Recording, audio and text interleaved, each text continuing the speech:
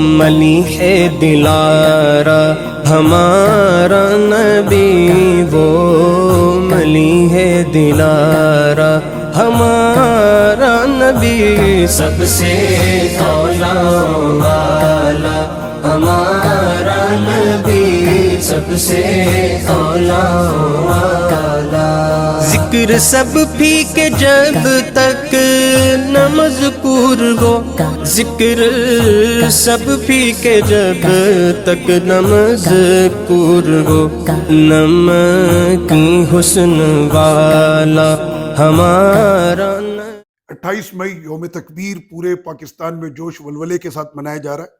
اس وقت میں عالمی انٹرنیشنل یونیورسٹی مجمع الشیخ احمد کفتارو کے وائس چانسلر اور ڈاکٹر محمد وہبہ سلیمان حفظہ اللہ کے ساتھ ہوں۔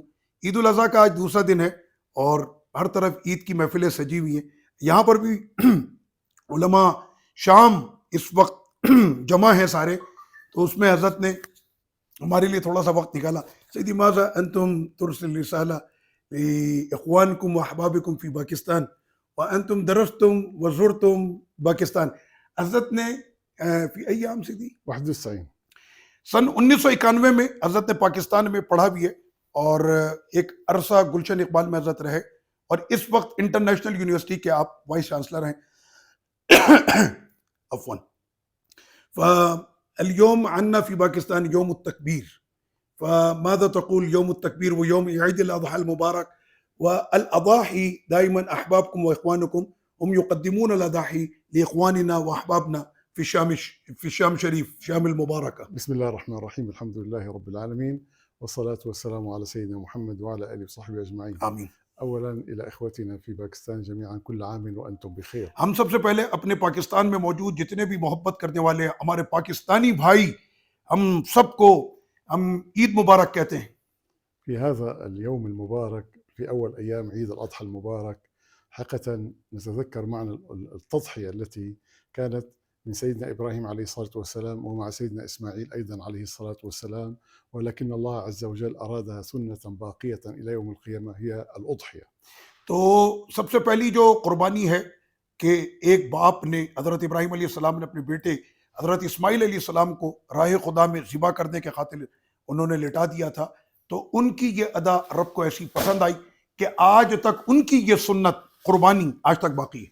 أنا أذكر باكستان لأنه عشت فيها لفترة لا بأس بها، ورأيت فيها وعشت فيها عيد الأضحى في يوم من الأيام. رأيت كيف إخواننا في باكستان يتمسكون بهذه السنة أو لأقل بهذه الشعيرة۔ میں نے پاکستان میں ایک اچھا خاصا وقت اپنا درسی گزارا ہے، تو میں نے دیکھا پاکستانی قوم کو کہ واقعی میں جس طرح سے پاکستانی قوم عید الاضحیٰ کی تیاری کرتے، عجیب بڑا حسین وہ نظارہ ہوتا ہے پاکستانی قوم کا عید الاضحیٰ منانے کا۔ وحين يقدم إخوتنا في باكستان لأهل الشام بعض الأضاحي فهذا ليس غريبا عليهم في كرمهم وما رأيت من تمسكهم بهذه الشعيرة۔ تو پاکستانیوں نے اگر ملک شام میں آ کر قربانی کی ہے تو اس میں کوئی حیرت کی بات نہیں ہے۔ پاکستانیوں کو قربانی کرنے میں اور قربانی پیش کرنے میں بڑا مزہ آتا ہے۔ یہ پاکستان میں بھی قربانیاں پیش کرتے ہیں اور یہ ملک شام میں بھی اپنی قربانیاں پیش کرتے ہیں۔ أختصر فأقول لإخوتنا في باكستان نحن نرحب بكم دائما في الشام، في شام الشريف، تفتح ذراعيها لكم لأننا نشعر أن باكستان هي امتداد للشام في تمسكها بدينها ودعوتها إلى الله عز وجل۔ تو ملک شام وہ شام شریف، وہ برکتوں والا ملک جو اپنی باہوں کو ہمیشہ کھلا رکھتا ہے، پھیلائے رکھتا ہے اپنے پاکستان کے لیے، اور ہم پاکستان کو اپنا بہت بڑا اعزاز اور فخر سمجھتے ہیں۔ اور پاکستان ملک شام جو ہے، یہ ہمارا اور پاکستان کا جو آپس میں تعلق ہے وہ دین اور اسلام اور جو اس کی مضبوطی ہے کتاب و سنت کی، اس کی وجہ سے ہماری یہ دوستی قائم ہے۔ وحين تكون باكستان قوية موحدة فهي قوة للإسلام والمسلمين، فنحن نشعر بهذه القوة عندنا في الشام۔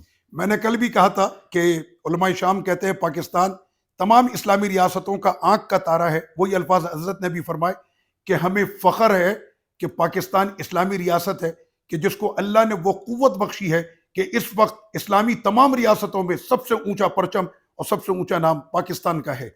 نشكر إخوتنا في باكستان مرة ثانية على ما قدموه من أضاحي لأهل الشام، نقول لكم كل عام وأنتم بخير. ہم اپنی طرف سے علماء شام کی طرف سے ایک مرتبہ پھر اپنے ان بھائیوں کا شکریہ ادا کرتے ہیں پاکستانیوں کا کہ جنہوں نے سرزمین مقدس ملک شام میں اپنی قربانیاں پیش کی ہیں. ہم دل سے ان تمام بھائیوں کے مشکور ہیں. والسلام عليكم ورحمة الله وبركاته. السلام ورحمۃ